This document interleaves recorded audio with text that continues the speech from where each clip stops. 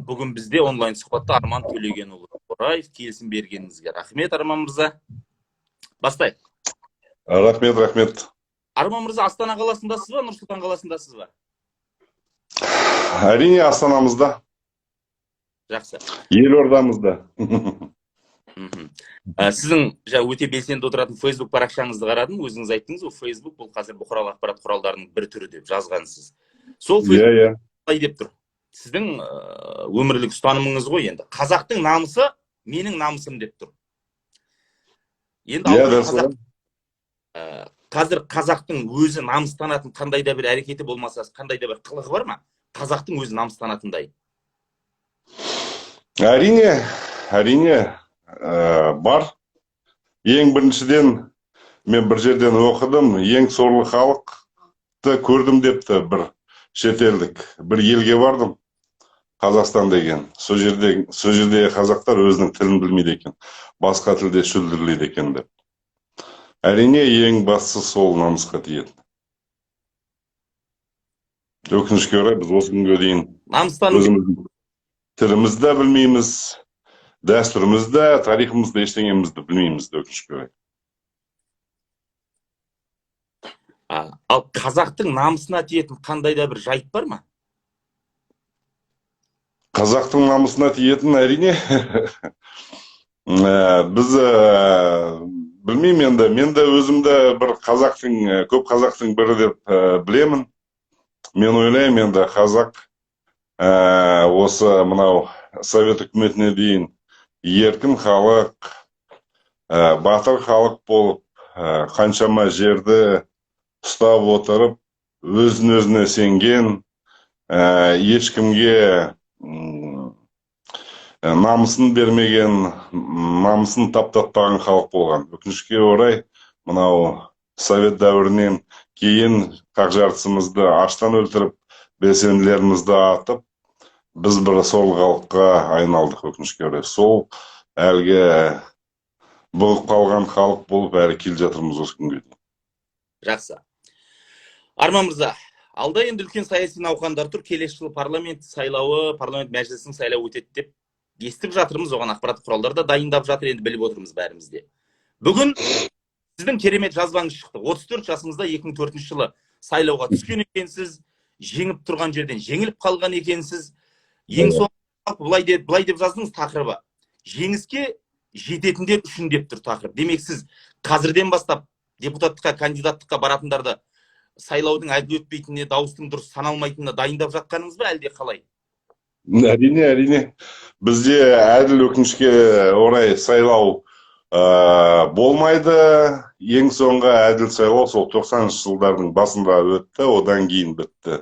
Сол билік өзіне бұрмалап, бейшара анау мұғалімдерді, дәрігерлерді қорқытып, басынан сыйпап, сол әйтеуір өтірік сайлауды өткізіп келе жатыр, өкінішке орай.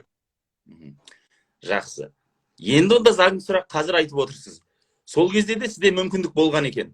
Мынаның бәрі өтірік деп айтуға, бірақ айтасыз, сол кездегі партия басшылығы маған үндемей қоя сал деп айтты деп. Неге келістіңіз, неге шындықты айтпадыңыз? Енді ол кезде жас болсақ та, болса да біраз нәрсені түсіндік. Өкінішке орай, көрдіңіз бе? Әлгі мимикрия деген сөз бар ғой биологияда. Сол бізде сол ауруды жұқтырып алдық. Ол кезде енді Дон Кихот болуға болар еді, бірақ та ешқандай нәтиже болмас еді деп ойлаймын. Мен болса да сол кезде белсенділік таныттым деп ойлаймын. Өйткені енді 34 жаста, енді жас баламын ғой, болса да мысалға бір әкімнің орынбасары сол кезде айтты, Арман ол политик емес, ол ешқандай жетістікке жете алмайды деген сияқты. Бәрін мойындаттым, тік тұрғыздым бүкілі сол кездегі әкімді де, орынбасарларын да деген сияқты. Біраз бейшаралар қобалды. Мен ойлаймын, енді ол кезде көрдіңіз бе, мынандай қазіргідей дамыған әлеуметтік желі болған жоқ, өкінішке орай. Сөзіміз ол кезде ағаратып айтсақ та, бірақ та бұндай қазіргі жағдаймен салыстыруға болмайды. Егер қазіргі жағдайда сондай мәселе қайталанса, онда әрине кәдімгідей төңкеріс болар еді деп ойлаймын. Жақсы. Бүгін аңдатпасын жарияладым. Көрдіңіз, Арман Шораевпен сұхбат болады дедім.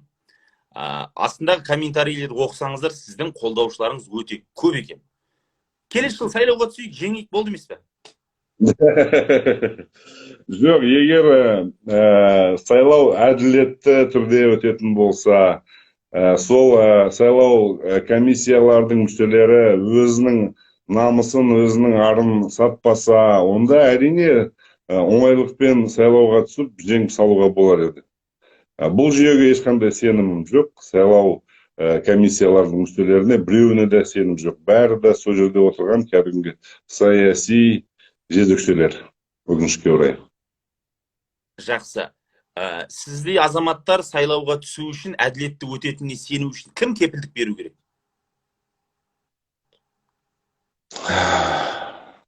Бұл жерде нақты біреу емес, жалпы біздің жүйеміз өкінішке орай өзгермей, ешқандай оң өзгерістер болмайды. Ең біріншіден бізде саяси реформалар өту керек. Мысалыға, бізде мынау саяси партияны тіркеу үшін ол да бір мүмкін болмайтын нәрсе. Егер билік қажет етсе, тіркейді, қажет етпесе, тіркемейді. Осы соңғы бір 10 жылда қандай партия тіркелді жаңадан? Бір де партия жоқ. Сондықтан өкінішке орай ешқандай мүмкіншілік жоқ. Саяси бостандық жоқ. Саяси бостандық жоқ жерде, жалпы бәсекелестік жоқ жерде ешқандай ел дамымайды. Мысалыға, біз миллиардтап ақшаны жоқ тұрмайтын нәрселерге жұмсап жатырмыз. Ал мысалыға дәл сол әлгі америкалық Илон Маскты алсақ, сол біз шашып жатқан миллиардтардың бір 10-нан 1 бөлігіне міне зымырандарды ұшып жатыр ғарышқа деген сияқты, әлгі Теслалар шығарып жатыр. Міне айырмашылығы мысалыға демократия мен біздікіндей автократия. Жақсы. Өзгеру үшін не болу керек? Өзгеру үшін айтып отырмын ғой, саяси реформалар керек. Сөз бостандығы, саяси бостандық керек, партиялар болу керек. Бір емес, бірнеше партия болу керек. Олар өздерінің бағдарламаларын орындау үшін сол парламентқа болсын, маслихаттарға болсын, әділетті түрде күресу керек бір-бірімен. Мысалға, мен жуырда ғана Украинаға бардым ғой. Украина мысалға енді қиын жағдайда деп айтсам қателеспеймін. Бірақ та ол жерде демократия бар. Ол жерде көрдіңіз бе, президенті қандай есілің азамат болса да, бірақ та ол жерде демократиялық реформалар дами береді жылдан жылға. Мысалыға, мынау тұрмыстық коррупция жоқ деп айтуға болады қазіргі күнде. Ары қарай тағы басқа мысалға реформалар жылжып жатыр болса да. Өйткені Радада депутаттар мынау сайлаушылардың даусына күресу жолында сол сайлаушыларға, сол халыққа қажетті заңдарды қабылдайды, жөндейді, дұрыстайды деген сияқты. Ары қарай өмірде дұрысталады. Көрдіңіз бе? Сол деген ең бірінші нәрсе бізге керегі. Украинаның президенті есалаң дегенді қалай түсінуге болады? Жоқ, мен нақты өзін айтып отырған жоқпын ғой. Айтып отырмын, жалпы қандай президент келсе де келмесе де. Оның алдында бірнешеу болды ғой, мысалға. Янукович та болды, Ющенко да болды, тағы біреу болды деген сияқты. Оған қарамастан болса да Украина ақырын дамып келе жатыр. Көрдіңіз бе? Жақсы. Батыр қақ жартысын анау Ресей алып жатыр деген сияқты. Оған қарамастан мен енді өзімнің көзім жетіп отырмын ғой, Украина менің жақсы көретін елдердің бірі, өткені жастық шағым сол жақта өтті, әскери училищеде оқыдым деген сияқты. Сондықтан маған өте жақын. Киевта, Украина халқы деген сияқты. Жақсы. Арман мырза, қараңыз, мынандай парадокс бар. Сіз айтасыз, сайлау әділ өтпейді дейсіз, басқа сенімсіздік білдіресіз. Бірақ депутат болғысы келетін, біздің елде сайлауға түскісі келетін, билікке жеткісі келетін азаматтар өте көп. Мейлі ақшасы бар болсын, мейлі қаражат кем адамдар болсын. Сонда олардың аңсаған не, мансап құмары ма бәрі? Енді жалпы біздің қазақ мансап құмар, атақ құмар халықпыз ғой, енді оны мойындауымыз керек деп ойлаймын. міндетті түрде біздің баламыз өскенде бастық болу керек деген сияқты. Ешкім инженер болғысы келмейді, ешкім өз қолымен бір қара жұмыс істегісі келмейді, бәрі бастық болғысы келеді. Ол да бір сол қиын нәрсе, мойындауымыз керек. Арман мырза, қараңыз, мен қарадым, депутаттар, мен қателеспесем, Айқын Қоңыров несиелік рақымшылық жасау керек деді кәсіпкерлерге, қарапайым тұрғындарға. Тағы бір қателеспесем егер, Артур Платонов мынау халыққа зейнетақы қорындағы үстеме ақшасын алуға мүмкіндік беретін еді, соның 10%-ын ұстап қаламыз деген еді, соны ұстамау керек деді. Енді мен бәрін түсінемін, бұл жақсы пікірлер, бірақ маған кейде көрінеді, осы сайлауалды науқан басталып кеткен сияқты ма? Әрине, жалпы мен Айқынды жақсы білемін, өзімнің жерлесім, бауырым деп айтсам да қателеспеймін, бірақ та мынау коммунистік партия деген, мен ойлаймын, жалпы Қазақстан елі үшін, қазақ халқы үшін жат нәрсе. Коммунистік партия біздің аталарымызды, бабаларымызды қырған партия. 4 миллион қазақты аштан өлтірген партия. Бұндай партияға мүлдем тыйым салу керек. Украинада мысалға бір партия жоқ, Польшада жоқ, Прибалтика елдерінде ондай партиялар жоқ. Керісінше, егер сондай партияларды біреу тіркеймін десе, оларды заңды түрде соттап, зынданға отырғызады бірнеше жылға. Мен ойлаймын, біз де сондай дәрежеге жеттік. Жуырда ғана мысалға Тоқаев мырза өзі де айтты ғой, мынау ашаршылықтың құрбандарын еске алуымыз керек деген сияқты. Жалпы біз мынау Совет империясының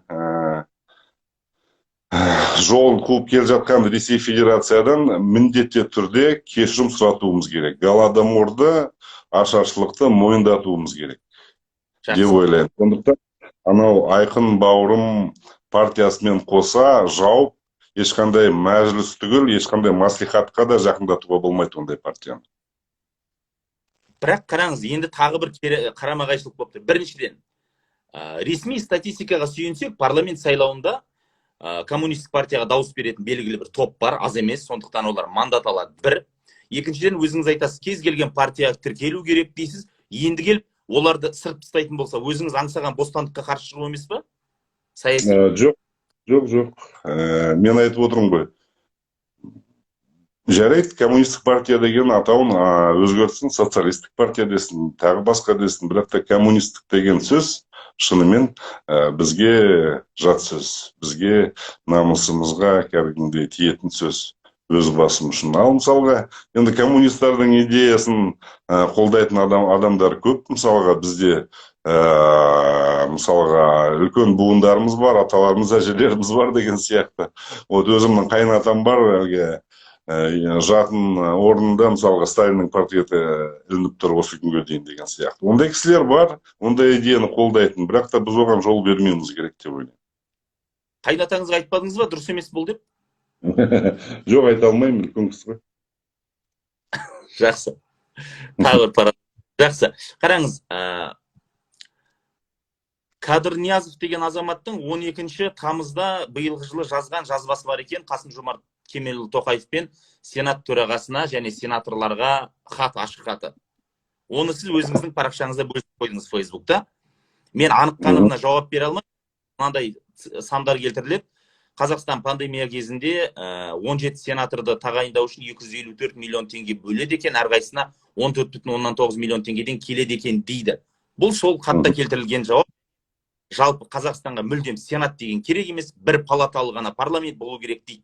Бұл мақаланы бөліскеніңіз, бұл идеяға сіздің де қосылатыныңыздың белгісі ма? Әрине, мен енді өзім жақтамайтын идеяны нағып мен ары қарай насихаттаймын. Сонымен сенат деген нәрсе тек қана федеративтік мемлекеттерде ғана пайда болған нәрсе. Бізде ешқандай федерация емес, бізде унитарлық мемлекет деген сияқты.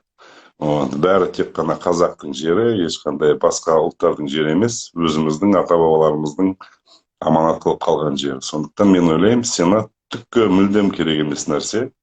Оны бүгін таратып жіберсек, ешкім оны білмейді, түсінбейді қалады деген сияқты. Оның болғанынан болмағаны дұрыс, және қаншама қыруар миллиардтарды сомдап қалуға болар еді. Жақсы. Сіз тек тәуелсіз, мен сіздің қол астыңызда жұмыс істедім, тәуелсіз телеарнада ғана басшылық еткен жоқсыз, мемлекеттік қызметкер ретінде жұмыс істедіңіз, мемлекеттік бұқаралық ақпарат құралы саласында жұмыс істедіңіз, саяси тұрғыда көп сөз айтасыз, жақсы, көбісі қолдайды, ел халық. Енді осы тұрғыда қарапайым сұрақ, сіздіңше онда сенат не үшін керек болып тұр бізге? Сенат бізде әлгі уақытша жұмыссыз қалған, жұмыстан шығып қалған парақорларды уақытша бір орынға отырғызу үшін ғана арналған мекеме деп ойлаймын. Жақсы, түсіндік. Кет.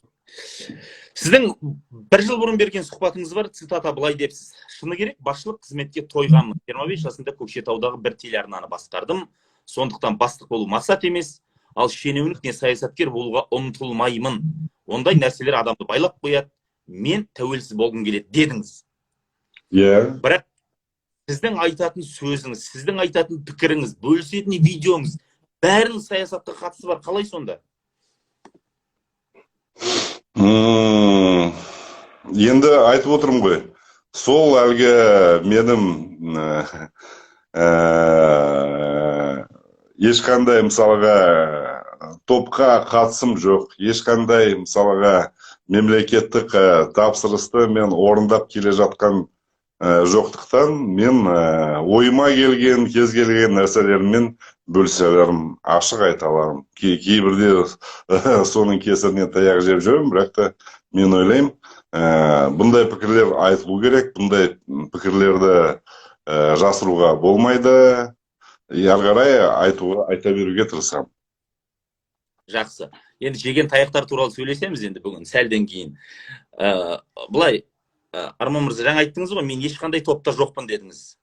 Бірақ анау бір шулы мақаланы білеміз ғой, марқұм Мырзагелді Кемел мырза жазды ғой: Арман бауырым, мен сені сыйлаймын, осылай, сен пікірлер айтасың, бірақ енді сенің артыңда үлкен күші көп қолдаушы топтың тұрғанын да білеміз деді. Қандай топ болған сонда? Мен білмедім, ол сол марқұм ағамыздың өзі бір ойлап шығарған тобы деп ойлаймын, өйткені нақты ештеңе айтқан жоқ, мен де түсінген жоқпын ол кісінің айтқанына.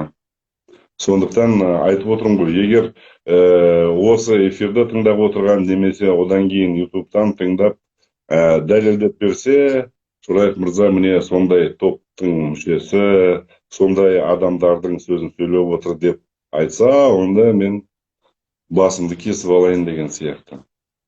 Жақсы. Сіздің саяси жаңағы сөздеріңізден тағы бір сілтеме.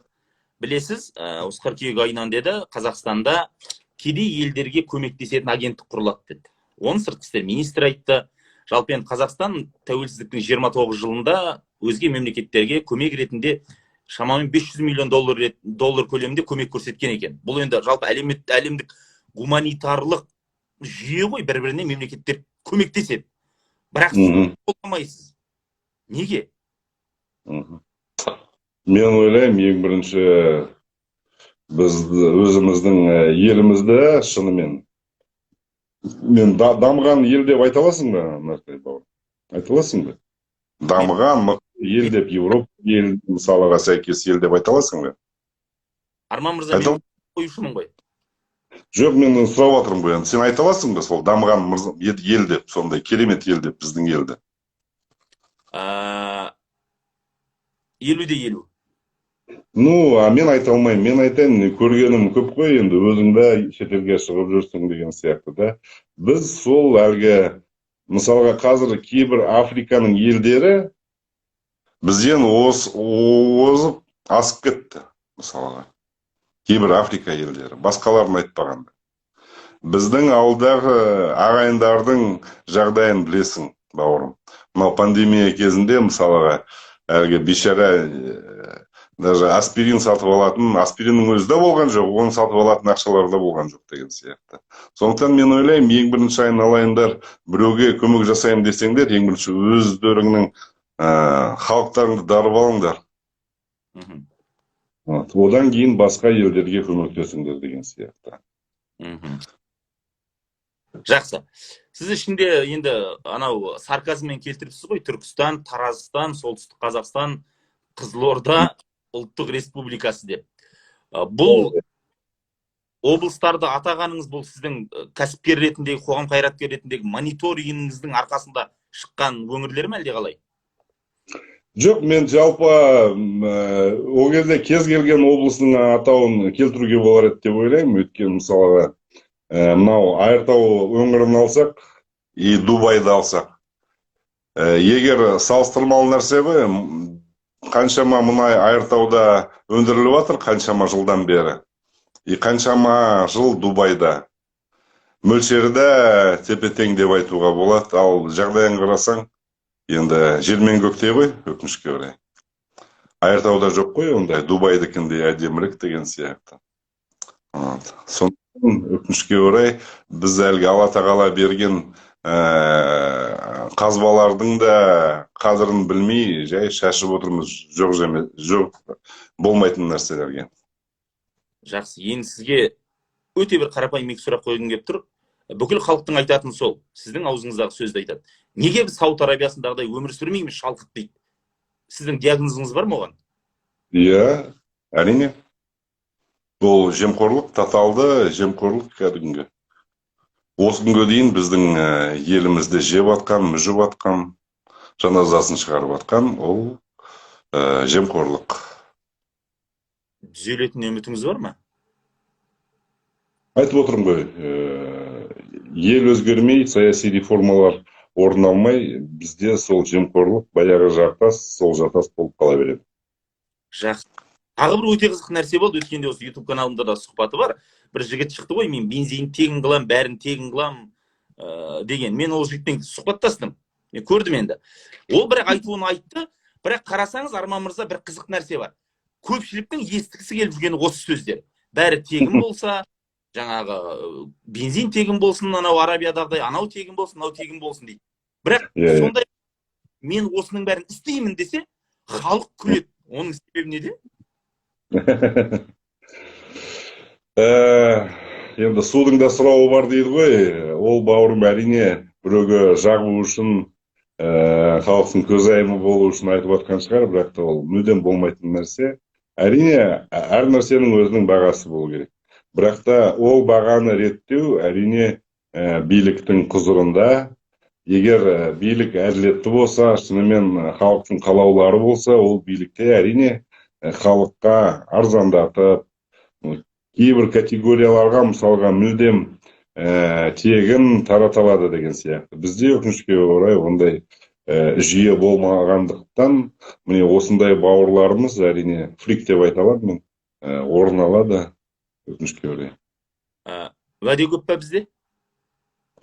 Бізде уәде көп, уәде мен орындаудың арасы сол ғарыш пен жердей. Жақсы. Бүгін ғана шыққан ақпарат. Халықты әлеуметтік қорғау министрі, жаңа еңбек және халықты әлеуметтік қорғау министрі Біржан мырза айтты, коронавирустың екінші толқыны келсе, 165 мың адам жұмыссыз қалуы мүмкін. Бұл цитата. Сіздіңше, екінші толқын келсін, келмесін, әлемде қаржылық дағдарыс болып жатыр, оны президентіміз де айтты. Бізді осы дағдарыстан алып шығатын кризис менеджерлер бар ма елде, билікте? Жоқ, мен билікке мүлдем сенбеймін. Вот жуырда біз Саакашвилимен таныстық қой, Михаилмен. Мен енді кісіні былай сырттай сыйлап жүретін, көптен бері танысқым келіп, сырласқым келіп жүрген азаматтардың бірі де санаулы. Ойлайтынмын да, енді қаншама бір жылда Грузияны, Гүржістанды өзгертіп жүрді ғой, мен ойладым енді бұл шынымен кішкене есі дұрыс емес адам шығар деп. Паранойясы бар ма тағы бірдеңе деп. Ал көзбе-көз жүздесіп, сөйлескен кезде түсіндім. Бұл кәдімгі намысы бар, арын сатпайтын азамат. Сондай азаматтар бізде жоқ емес, бар, өкінішке орай. Бірақ та оларға тапсырыс жоқ. Өйткені бізде билікте ондай азаматтар керек емес. Бізде өкінішке орай билікте мысалға өзінен деңгейі төмен, өзінен интеллекті төмен, өзін мақтай алатын әлгі зонтигін немесе әлгі сөмкесін тасып жүретін сондай бір көмекшілер керек. Ал мысалға Михаил келгенде мынау кіріс министрі қылып 23 жастағы жас баланы тағайындады. Вот. Сол жас баланы тағайындады, бәрі күлді, бірақ та бір жылдың ішінде сол кірістерді 4 есе өсірді сол жігіт мысалы.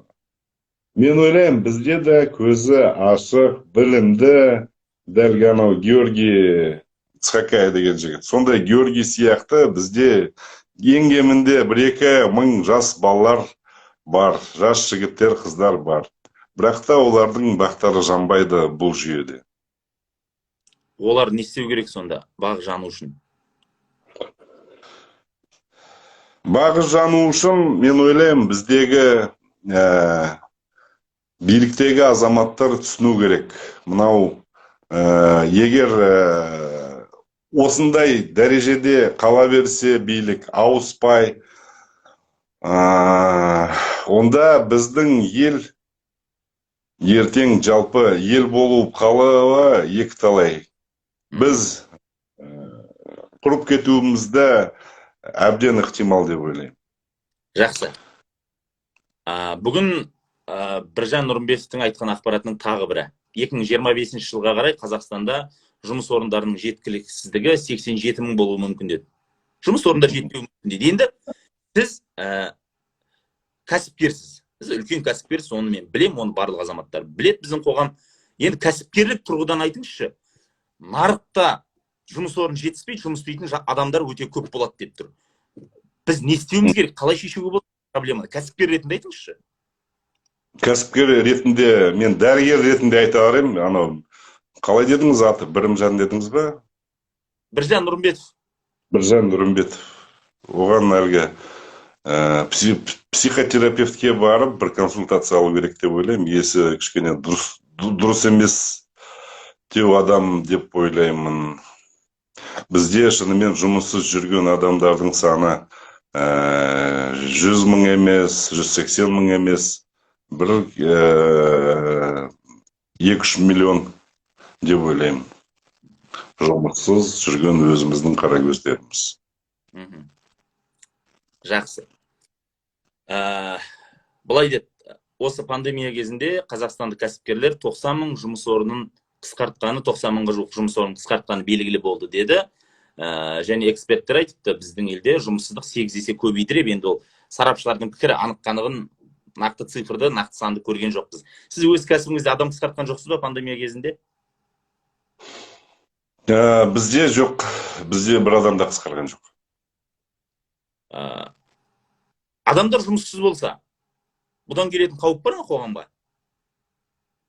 Әрине қауіп бар. Ол қоғам ешқашан дамымайды, ары қарай өспейді, ешқандай кіріс болмайды. Қазірдің өзінде де мысалға біздің бюджеттерде мүлдем ақша жоқ деп айтуға тура келеді. Кейбір облыстарда, кейбір аудандарда жалпы мынау жалақы төлеу мәселелері шешілмей тұр. Мысалға мен Саакашвилиді еске алдым ғой. Вот Грузияда мысалға бізде әлгі айтамыз ғой, біздің бюджет мынау әлеуметтік бюджет, мысалға бізде дәрігерлер бар, мұғалімдер бар, солардың ақшасын төлейміз деген сияқты. Михаил келіп, сол Грузияның мынау мысалға Минздравын мүлдем қысқартып тастаған. Жалпы мынау ауруханалардың бәрін жекешелендіріп, 3-4 жылда Грузияда 200-ге жуық жап жаңа мынау Германияның ауруханалардан кем емес медицина орталықтары пайда болды. Бәрі жекеменшік. Қазір мысалға Грузияға барсаңыздар, біздің дәрігерлермен салыстырсақ, олардың жалақысы 5-6 есе жоғары. Және мысалға мемлекет оларды ұстап отыру үшін көк тиын шығармайды бюджеттен. Дәл солай білім беру саласы да жеке меншікке аударылған 90%. Сондықтан көрдіңіз бе, бізге күрделі реформалар керек. медицинаның біз мынау пандемия кезінде көрдік. Қаншама мысалға жоқ жерден біздің ағайындар кетіп қалды, жап-жас бүлдіршіндер де деген сияқты сап-сау адамдар. Бәрі сол медицинаның шалағайлығының кесірінен деп ойлаймын. Жалпы медицина саласы бізде мүлдем адырап қалғанының дәлелі осы пандемияда. Біз ең бірінші қатарларға өтіп кеттік. Сол пандемияның өсуіне, пандемиядан қайтыс болған азаматтардың санына егер пропорционалдық системамен қарайтын болсақ. Жақсы. Тағы бір сұрақ. Саясатты ұнатпаймын, саясаткер болмаймын деген адамсыз ғой. Десе де мына нәрсе. 162 квадрат үй туралы сіз салған. 33 мың алдым дедіңіз. Мынау Астана қаласындағы 92 миллиард теңге бір көшеге бөлінейін деп жатыр. Ол ақшаны бөлгенше осындай қыруар үй салуға болады, городок салуға болады, адамдарға беруге болатын еді деп айттыңыз. Енді әкім Алтай Көлгінов пен министр Бейбіт Атамқұлов туралы енді ашық сөздер айттыңыз, мен цитата келтірмей ақ қояйын. Арты немен бітті, татуластыңыздар ма? Жоқ, мен оларды көрген жоқпын, олармен татуласқым келмейді де. Мен айтқан сөздерімнен қайтпаймын. Оларды оңбаған шошқалар дедім, паразит дедім. Сондай ұстаныммен келе жатырмын. Мен ойлаймын, маған бірталай әлгі неше түрлі әлгі көмекшілері,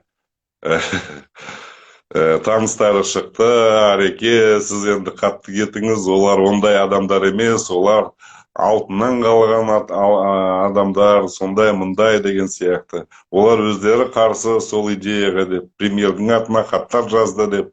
Мен айттым, енді сол әлгі хатта сол әлгі 90 миллиард, 92 болмайды, анандай, мынандай қысқартайық деген. Мен айттым, енді айналайындар, ол сөздерің шын болса, сонда маған көшірмесін жіберіңдер. WhatsApp-пен, не болмаса электронкаға. Жоқ, ол кәдімгі бір мемлекеттік тайна, оны жариялауға болмайды деген сияқты. Сондықтан айттым, енді олай болатын болса, онда мен сол ұстанымнан қайтпаймын деп. Шынымен мен ойлаймын, жалпы жаңа айттым ғой, бізді өлтіретін сыртқы жау емес, іштен шыққан жау жаман дейді ғой. Сол іштен шыққан жау, ол кәдімгі біздің жемқорлық, кәдімгі біздің коррупция. Сол 92 миллиардтың бір үлкен бөлігі біреудің қалтасына арналған ақша деп ойлаймын. Жақсы. Жаңа әкім мен министр туралы өзіңіз енді айтқан анықтамаларыңызды айттыңыз ғой. Бірақ сіз сол кезде білдіңіз бе, егер қажет болса, сол айтқандарыңыз үшін ол азаматтар, мен қателеспесем, жеке басқа нұқсан келтірді абыройына деп сотқа бере алады ғой? Иә, бере алады. Және олардікі мүмкін біздің әлгі керемет сотымыз қолдап, әрине мені жауапқа тартар еді, бірақ та мен ойлаймын, заман өзгерді болса да, Нартай бауырым. Сондықтан мен ойлаймын, қазіргі мысалға осыдан 10 жыл бұрын болмайтын нәрсе, білмейтін ақпарат, мысалға ол кезде мысалға мен сияқты азаматты оңайлықпен апарып жауапқа тартуға болар еді. Ал қазіргі жағдайда өте қиын нәрсе. Өзің білесің, мысалға, ондай бір попытка болған, осы көктемде мені біреулер солай өзінше тәртіпке келтіргісі келіп қорқытқан, бірақ та одан ешқандай нәтиже шыққан жоқ. Сондықтан Құдайға шүкір, қорқа батыр болдық дейді ғой, атам қазақ. Сәуірдегі оқиғаны айтып отырсыз ғой, Қарағандыда қамалғаныңыз, иә? 274-ші баптың 4-ші бөлімінде төтенше жағдай кезінде жалған ақпарат таратты деді. Қандай ақпарат алғаныңызды білдіңіз бе? Иә, білдім, бірақ та ол ақпаратты мен өзім таратқан жоқпын. Мен дәл қазіргідей Қарлығаш Еженова әріптесіме интервью бердім. Ол интервью эксклюзив KZ-тің сайтында жарияланды, одан қалды ютубта шықты. Бірақ та мен оны фейсбукта болсын, инстаграмда болсын, ешқай жерде болсын тарату түгел мен онымен бөліскен де жоқпын. Сондықтан олардың тартқан маған айыбы сол жерде жоққа шығарып бердім. Және менің енді қорғаушыларымда мықты кәсіби адвокаттар ғой. Ал мен ойлаймын, бауырым, әр елде егер мысалға маған конституция дарыған өзімнің құқығым бар. Ол сөз бостандығы. Мен өзімнің жеке басты пікірімді айттым. Ол пікірді білдірген үшін мысалға біреуді соттау, біреуді өлтіру, немесе қинау и так далее. Егер ішінде ешқандай мысалға шынымен заңға қайшы нәрселер айтылмаса, ондай болмау керек дамыған елде, демократиялық елде. Біз енді демократиялық елміз ғой. Заңгерлер айтты кейін, ол сізге тағылған бап бойынша сізге негізі 3 жылға қамалуыңыз мүмкін еді. Иә. 2 күн жаттыңыз ғой дейме, уақытша ұстау изоляторында? 2 күн. Сізге ерекше бір қарым-қатынас болды ма әлде қалай? Мен бір ерекше құрметтің иегері болдым. Өйткені бұл жерде де әлгі погон киген азаматтар, олар да өзіміздің қазақтың қара домалақ жігіттері ғой. Олардың да ағайындары бар, туыстары бар деген сияқты, достары бар. Әлгі спецназдың өзі де мені анда-мында тасып жүрген. Олар да мысалға жартысынан көбі өзіміздің ұлттық күреспен айналысқан азаматтар. Сондықтан олардан құрметтен басқа ештеңе кірген жоқ. Жақсы. Қинау болған жоқ қой? Жоқ. Жақсы. Жаңа сөзіңізді айтып қалдыңыз, менің адвокаттарым өте мықты болды дедіңіз. Иә. Егер дәл сондай айыппен, бірақ Арман Шораевтағыдай адвокаттары болмаған адам болса, жағдай қиын болар ма еді? Енді қиындау болар еді деп ойлаймын. Жақсы. Сіз бір сұхбатыңызда сізге журналист былай сұрақ қойды. Дұшпаныңыз досқа айнала ма деп. Сіз айттыңыз, жауап беріпсіз, айналды. Черчиллдің мықты адамның достары да жаулары да мықты болады деген сөз бар дедіңіз. Иә. Азаматтық тұрғыда жауларыңызды сыйлайтыныңыздың белгісі ме әлде қалай? Жоқ, енді мен жауларымды аяймын, мен оларды кәдімгідей аяймын шынымен. Өйткені олар енді өкінішке орай тістері маған батып жүрсе де, бірақ та ешқандай қимыл жасай алмай жүр. Жасалғысы келеді, бірақ та әлдері келмей жатыр. Жақсы. Енді сұхбаттың екінші бөлігіне қазір өтеміз. Мына нәрсені сұрайыншы. Есіңізде шығар. Арман мырза, сізбен мен 2016 жылы бір кездестік қой Алматыда. Иә. Ұлыма көрімдік бердіңіз. Сол кезде мен сізге айтқан едім, сол сұрақты қайтадан қойғым келіп тұр. Сол кезде айттым ғой, Арман аға, қатты ашық сөйлеп жүрсіз. Кәсібіңіз бар, бизнесіңіз бар. Тыныш жүріп, не керек, мұнан зиян тиеді ғой дедім 4 жыл бұрын. Әлі қайтпайсыз. Неге тыныш жүрмеске? Енді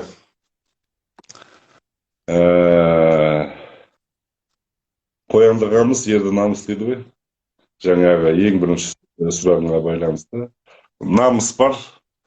Сосын Алла тағала берген сол бір характер бар деген сияқты, қайтпайтын. Өкінішке орай. Одан өзімді өмір бақи таяқ жеп келе жатырмын деген сияқты. Қасымдағы да, жақындарым да, жанұям да біледі менің сондай қисық мінезімді деген сияқты. Енді сол мінез енді өзгермейді деп ойлаймын. Оның жақсы жағы, бірақ та жамандығынан көбірек деп ойлаймын. Ол мінез бойыңызда менет нельзя дейді ғой. Сол сияқты. Өкінбейсіз ғой? Жоқ, мен өкінбеймін ешқашан. Жақсы. Енді мен тағы айтайын, сіз саясаткер болмайын дейсіз. Енді әлемдік саясат туралы жазғандарыңызға келейікші. Иә. Беларусияда жағдайға байланысты осыдан 23 сағат бұрын жаздыңыз.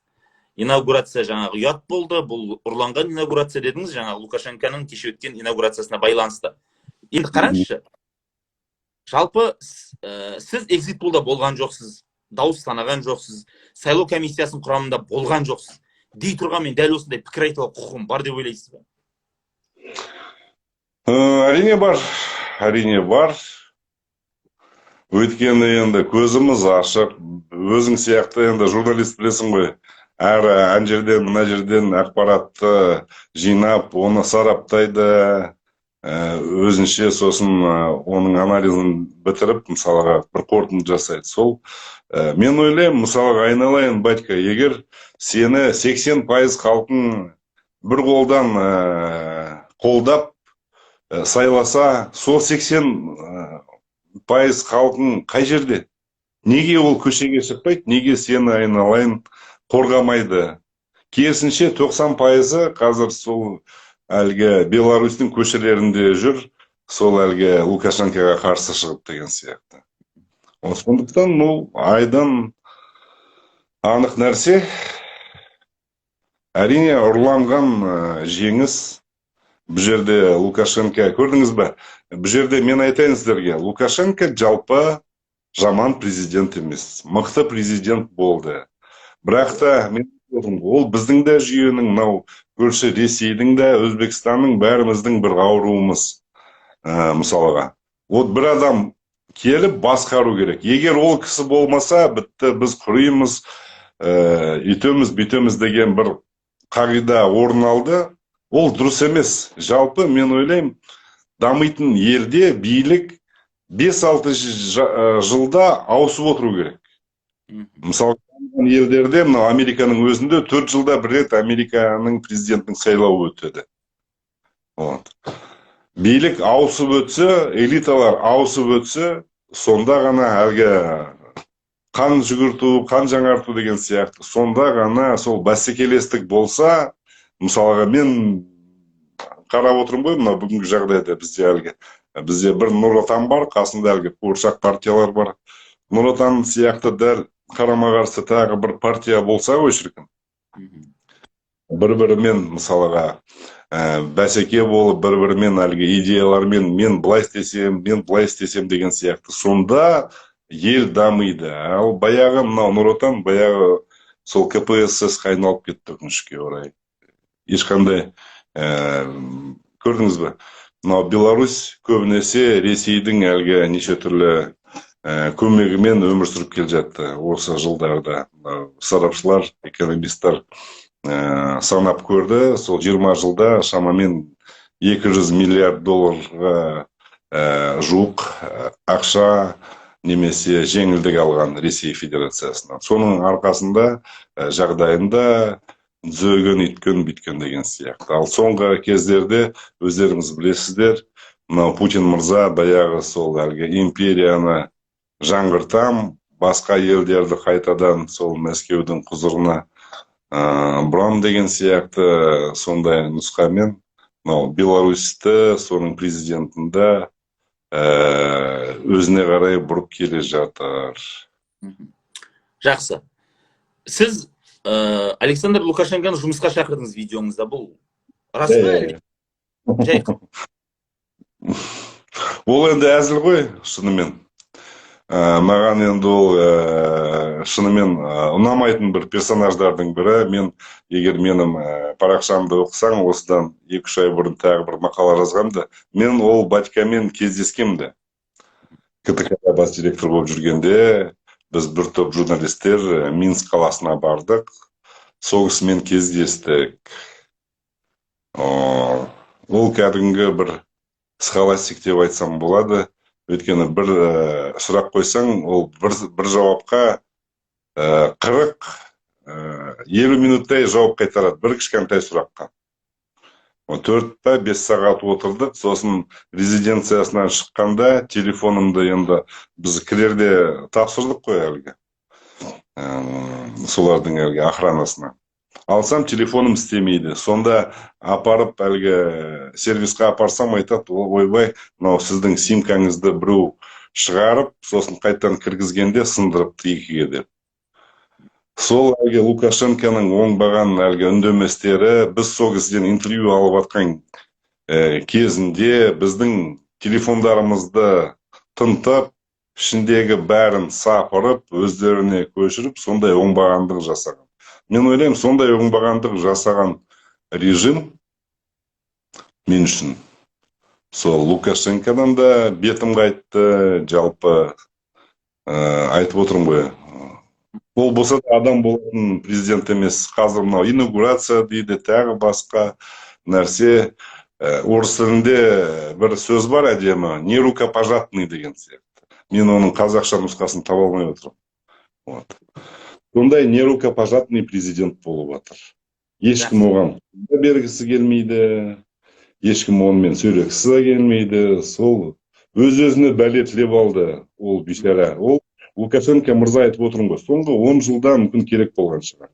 Одан кейін ақын тиісқана сол қызметін тапсырып, қазір бір көлдің жиегінде балық аулап отыру керек еді немерелерімен. Ал қазір жексұрын болды. Өзінің халқының алдында да, бүкіл әлем алдында. Жақсы. Ескеру керек. Біздегі белсенділер, біздегі әлгі билікте жүрген азаматтар, Ресейде тағы басқа баяғы КСР елдеріндегі билік. Жақсы. Навальный туралы видео жаздыңыз, бейне жазба. Мынадай цитата бар, қысқа алдым. Адамды белгілі бір сенім үшін өлтіруге болмайды дейсіз. Убеждение яки сенім білдірген үшін бір нәрсеге. Сіз бұл арқылы Навальныйге қастандық жасалды дегіңіз келе ме? Өйткені ол да дәлелденбеген факт қой әлі. Енді мен мысалға толығымен сенелім. Қастандық жасалғанына Навальныйға қарсы, өйткені ол жігіт бірнеше жыл болды, сол билікпен жапандан жалғыз деп айтуға тура келеді, күресіп келе жатыр. Кәдімгі және көрдіңіз бе, мынау әлгі новичок деген химиялық әлгі препарат, оны аптекада сатып алмайсың. Оны біреудің қалтасынан суырып ұрлап ала алмайсың. Ол кәдімгі баяғы сол әлгі қорғаныс министрлігінің ішіндегі немесе үндеместердің ішіндегі бір лабораторияларда жасалатын нәрсе. Сондықтан мен ойлаймын, осы қастандыққа тікелей Путиннің да тапсырмасымен немесе Путиннің қолдауымен жасалған қастандық. Жалғыз ол емес, алдында білесіздер, анау Полониймен де өлтірді өздерінің азаматтарын, сосын Скрипальдары, тағы басқалар деген сияқты. Сондықтан бүгінгі өкінішке орай мынау путиноидтардың жасап жатқан іс-әрекеті. Жақсы. Енді тағы бір қызық тұр. Навальныйдың фильмдерін көреді көпшілік, оны жасырмаймыз. Навальный соның бірінде мынау Татарстанның президенті Рустам Миннихановқа қатысты выпуск жасады. Ол сатып жүрген, әйтті, бүйтті, татар мектептерін жауып тастады деді, адамдардың қарсылығын да көрсетті, көп болды ондай жайт. Үлкен фильм көрсетті. Бірақ сіз алдыңызда Рустам Минниханов өзінің ұлықтау рәсімінде татар ұлттық шапанын киді, құрметтеймін дедіңіз. Өзінің ұлттық мектеп жапқан адам және сіз жаңағы әділдік үшін күрестірген Навальный сонша әшкерелеген адамды сіз қалай қолдап отырсыз? Екі түрлі стандарт емес пе? Жоқ, екі түрлі стандарт емес. Мен әлгі жаңағы айтқан Навальныйды қолдап шығарған видеода да айттым. Мысалға, ол шынымен империялық саясатты ұстанып жүрген азамат. Кәдімгі көп енді сол көк көздердің ұстанымын қолдап жүрген азамат. Мынау Қырымның аннексиялауында қолдап жүрген азамат. Бірақ та айтып отырмын ғой, ол үшін өлтіруге болмайды. Ал жаңағы татар тілі туралы ол енді қате ақпарат, өйткені татар тілді әлгі сабақтарды Татарстанда жапқан Минниханов емес. Ол Путиннің жарлығымен жасалған нәрсе.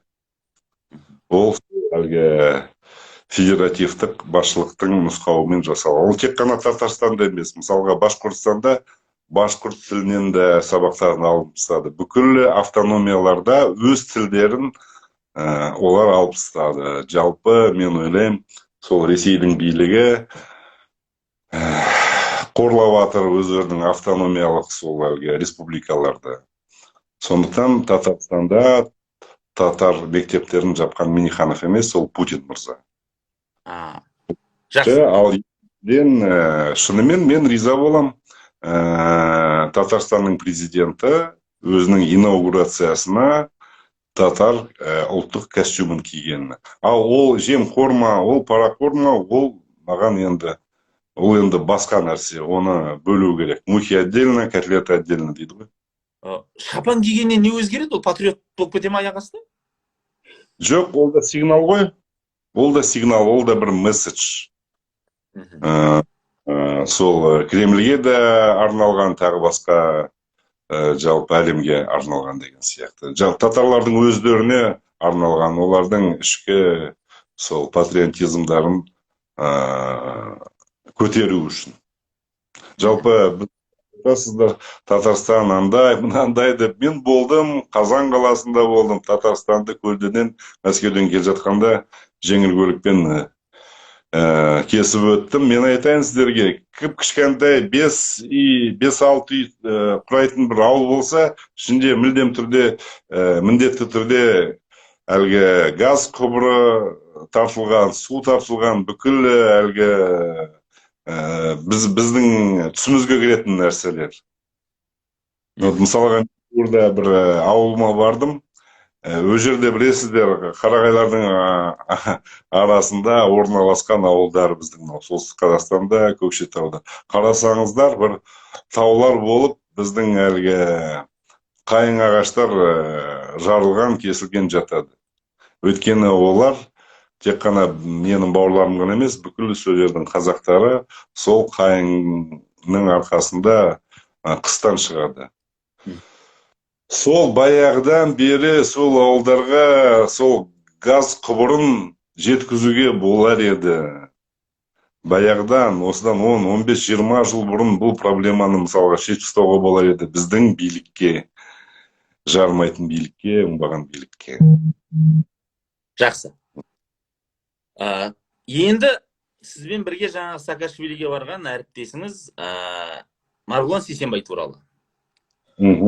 Қазір Слуги народа партиясының өкілдерімен кездесті. Анау Украинада бюрократияны жою жолында заңдық негіздемелер жасайтыны белгілі болды. Марғұлан Сейсенбайдың потенциалы тек сол Украинаға керек болғаны ма сонда?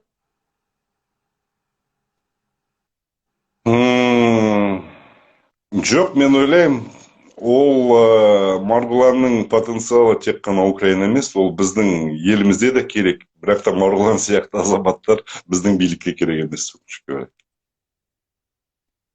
Несімен ерекше Марғұлан Сейсенбай сіздіңше?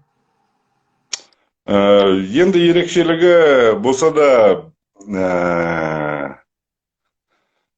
сен сияқты, мен сияқты кішкентай ауылдан шыққан қазақтың қара дөмірі.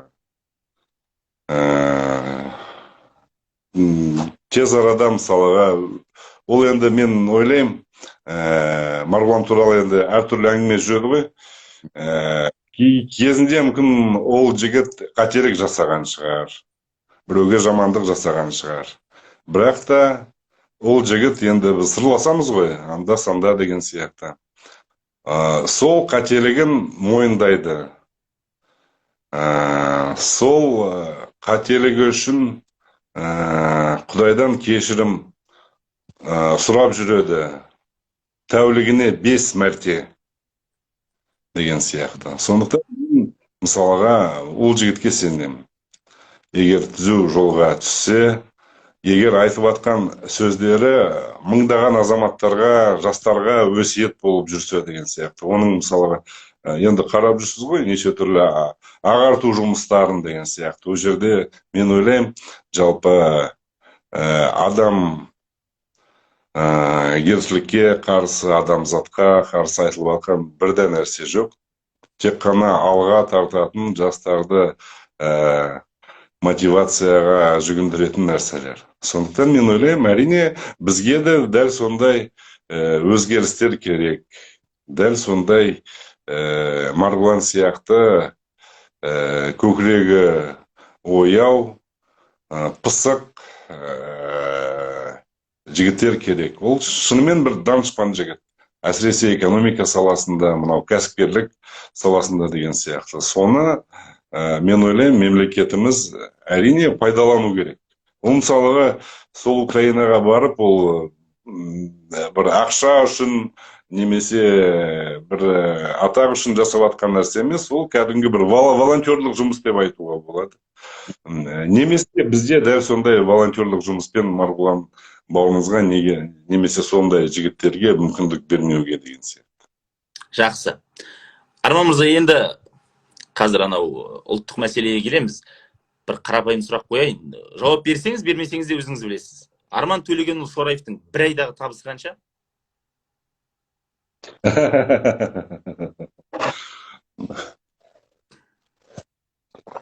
Енді мен оны нақты айта алмаймын, Құдайға шүкір. Қанағат қарны тойғызар дейді ғой. Өзім бармын, сол 4 балам бар, 3 ұл бір қызым бар, бауырларым бар. Соларға күнделікті тапсырыстарына жететін айлығым бар, Құдайға шүкір. 5 миллионнан аса ма бір айдағы табысыңыз? Аса. Жақсы. Енді онда мына сұрақ. Өте өткір сөйлеп отырсың. Мен қолдаймын, не болса ол болсын. Енді қараңыз. Егер сіздің айлығыңыз 150 мың теңге болса, және сіз айына 80 мың теңге ипотека төлейтін болсаңыз, кемінде 2 балаңыз болса, әйеліңіз декретте отырса, көлігіңіз жоқ болса, автобуспен жүрген азамат болсаңыз, осындай өткір сөйлер ме едіңіз, жоқ па?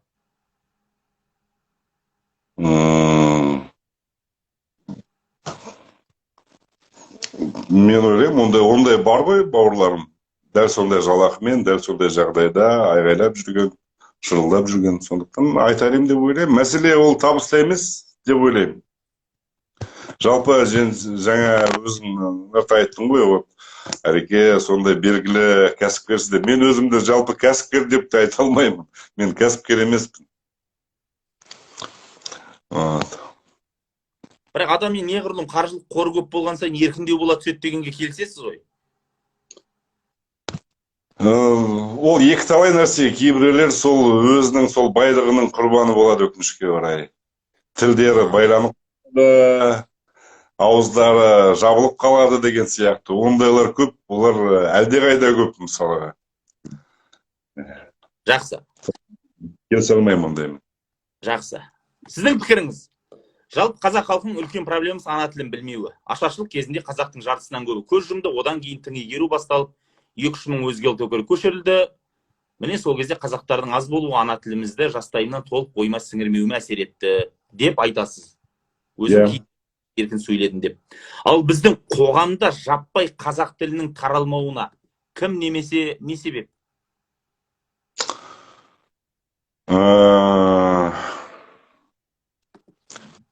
Үкіметтің де кінәсі бар деп ойлаймын. Мысалға, мен білем ғой, бірнеше миллиард теңгелерді, мынау бізде тіл комитеті бар, скандалдар орын алды, неше түрлі осыдан 5 жыл бұрын, 10 бұрын түкке тұрмайтын дисктерге, тағы бірдеңеге жұмсаған ақшаларды, мысалға. Қазақ тілін дамыту оп-оңай жолдары бар еді. Мысалға, былай жасауға болады, менің ойымша. Егер мысалға ұлтың басқа болса, Қазақстанда тұрсаң, кішкентай нәрестең болса, балабақшаға қазақ группасына, қазақ тобына берем десең, айналайын, саған мүлдем тегін. Көк тиын төлемейсің, сенің сол әлгі төлеміңді үкімет өзі көтереді. Дәл солай мектепке де сен ұлтың украинец болсын, тағы орыс болсын, тағы басқа. Егер сен қазақ мектебіне берсең, айналайын, мә саған ноутбук, мә саған жаңа кітаптар, мә саған киім деген сияқты. Сондай бір оңай нәрселер, ол тым қымбат емес, сондай нәрселермен бізге басқа ұлт өкілдерінде өзіміздің ана тілімізге тартып алуға болар еді, деп ойлаймын. Жақсы. Билік те кінәлі дедіңіз. Демек, екінші жағынан халықта да айып бар ма? Жоқ, халықты мен айыптай алмаймын. Өйткені, қазір саған оңайлау шығар, бізге мысалға өзіңнің жасыңда болғанда интервью алу үшін қазақ тілде. Үкіметтің өзінде бірең сағана тек қана бір мәдениет министрі ғана қазақ тілді болатында, қалғандары шүлдірлейтінді деген сияқты. Сондай үкімет айтшы маған, ол қазақ тілдің жанашыры бола ма, болмай ма? Әрине болмайды. Қазір Құдайға шүкір үйреніп жатыр, жеңіл желпі. Бірнеше миллиард теңгелерді мынау бізде тіл комитеті бар. Скандалдар орын алды неше түрлі осыдан 5 жыл бұрын, 10 бұрын түкке тұрмайтын дисктерге, тағы бірдеңеге жұмсаған ақшаларды мысалға. Қазақ тілін дамыту оп-оңай жолдары бар еді. Мысалға, былай жасауға болады, менің ойымша. Егер мысалға ұлтың басқа болса, Қазақстанда тұрсаң, кішкентай нәрестең болса, балабақшаға қазақ группасына, қазақ тобына берем десең, айналайын саған мүлдем тегін. Көк тиын төлемейсің, сенің сол әлгі төлеміңді үкімет өзі көтереді. Дәл солай мектепке де сен ұлтың украинец болсын, тағы орыс болсын, тағы басқа. Егер сен қазақ мектебіне берсең, айналайын, мә саған ноутбук, мә саған жаңа кітаптар, мә саған киім деген сияқты. Сондай бір оңай нәрселер, ол тым қымбат емес, сондай нәрселермен бізге басқа ұлт өкілдерінде өзіміздің ана тілімізге тартып алуға болар еді, деп ойлаймын. Жақсы. Иә. Билік те кінәлі дедіңіз. Демек, екінші жағынан халықта да айып бар ма?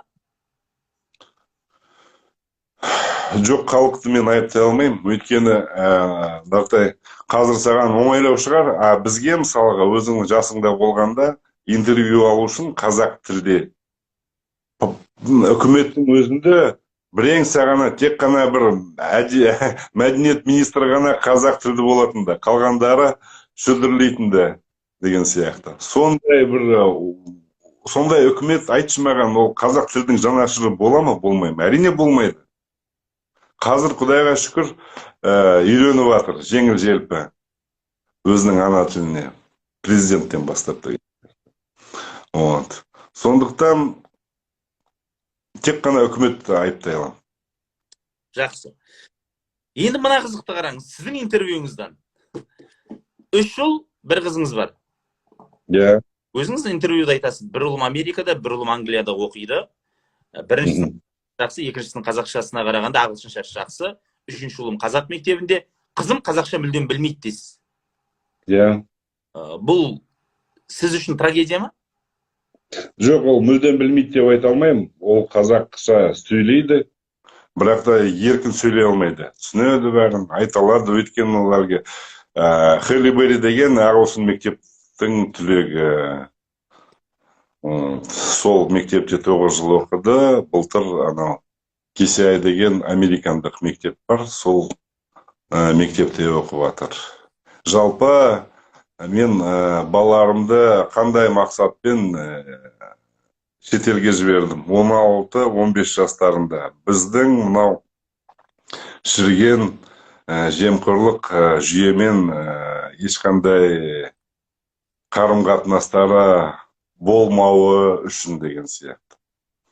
Қазір екеуі де, анау үлкендерім оралды еліне. Біздің елімізде ешқандай мемлекеттік қызметте емес, өздерінің күндерін өздері көріп келе жатқан азаматтар. Сондықтан ойлаймын. Жақсы, сіздің мүмкіндігіңіз бар. Жаңа ғана жүйеге жақындамасын басқа дейсіз. Ал қарапайым халық не істеу керек онда? Не туралы? Шетелге баласын жібере алмайды олар. Осында оқытуға мәжбүр. Айтасыз, жүйені білмесін деп сояққа жібердім дейсіз. Ал бұлай халық...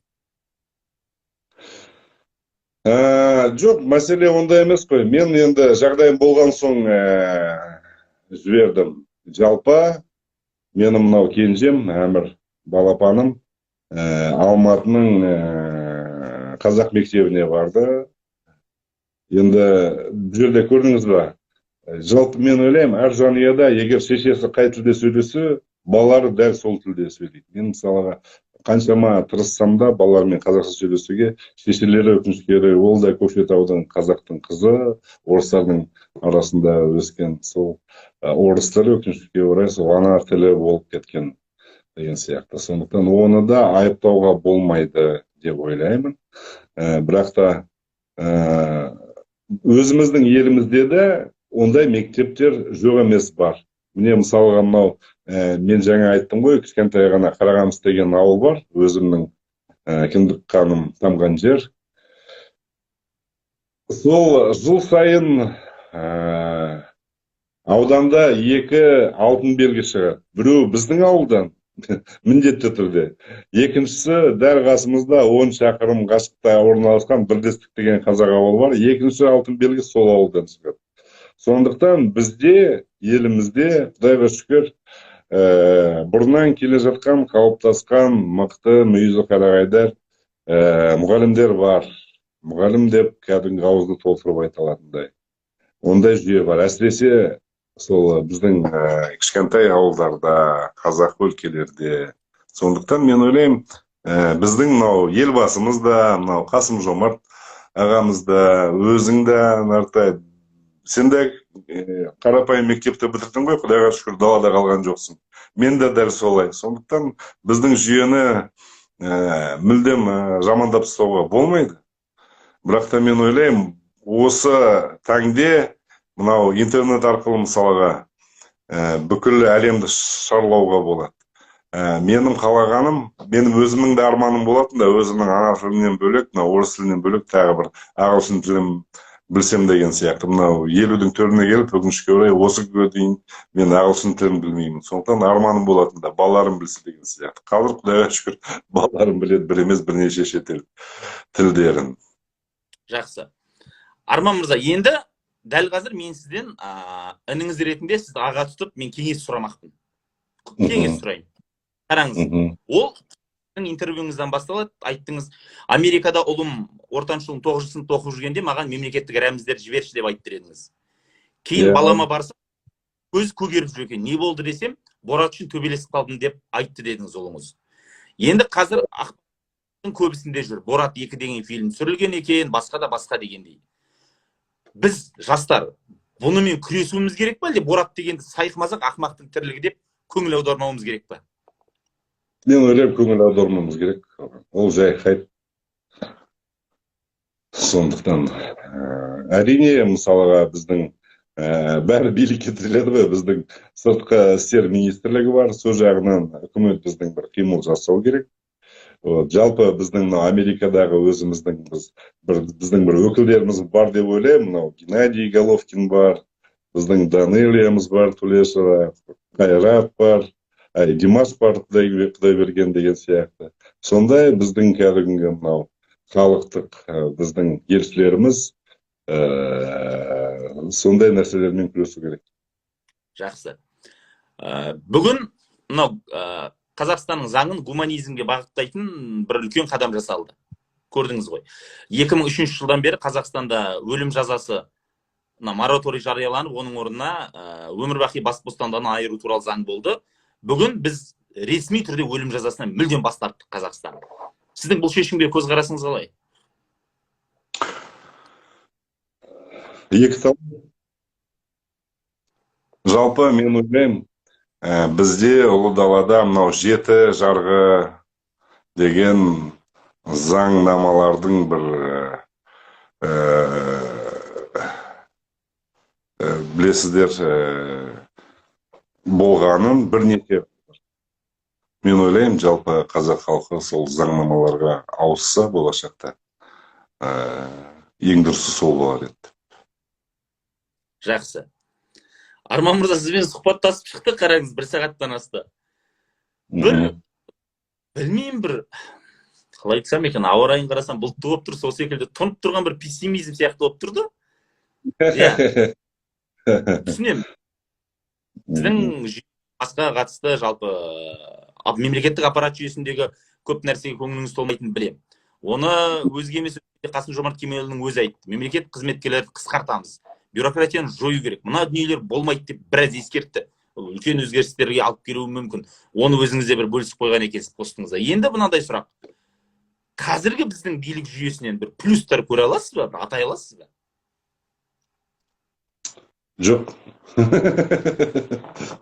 Атай алмаймын, өкінішке орай.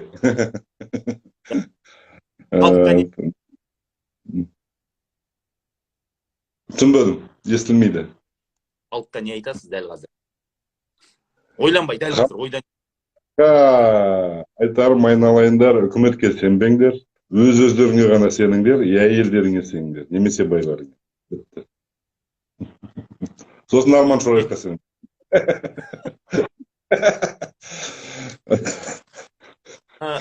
Билікке Билікке айтар ем, айналайындар, не айтар ем енді, білмедім, оларға айтар айыптарым көп, сондықтан уақыт талып бермейді. Олар өздері айыптарымды. Арман мырза, бірақ мына нәрсе дұрыс шығар, сіздің де қазіргі билік өкілдерінің ішінде амандасып қол алысатын, жақсы араласатын азаматтар бар шығар? Әрине бар. Әрине. Солар айтпай ма, Арман, сен билік дейсің, бізді қоспасаңшы ішіне деп, ренжімей ма? Әрине ренжиді, енді мен не істеймін, айтам, енді биліктен келіңдер, егер мен сынымды көтерілмесеңдер деп. Болса да мен ойлаймын, мәселе онда емес қой, мен мысалға кейбір нәрселерді сынау үшін айтып отқан жоқпын.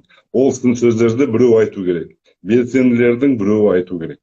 Солардың біреуі енді өзім болып табылған соң айтуға тура келеді. Ойлаймын. Жақсы. Рахмет, Арман мырза. Жақсы бауырым, рахмет шақыруыңа. Жақсы. Антта жолыққанша. Аман бол. Жақсы. Құрметті көрермен, ардақты ағайын, Арман Төлегенұлы Шораевпен мінекей сұхбатымыз аяқталды. YouTube желісіне жүктеледі, каналға жазылыңыздар, пікір қалдырыңыздар, лайк қойыңыздар. Жақсы күндерде жолыққанша сау болыңыздар.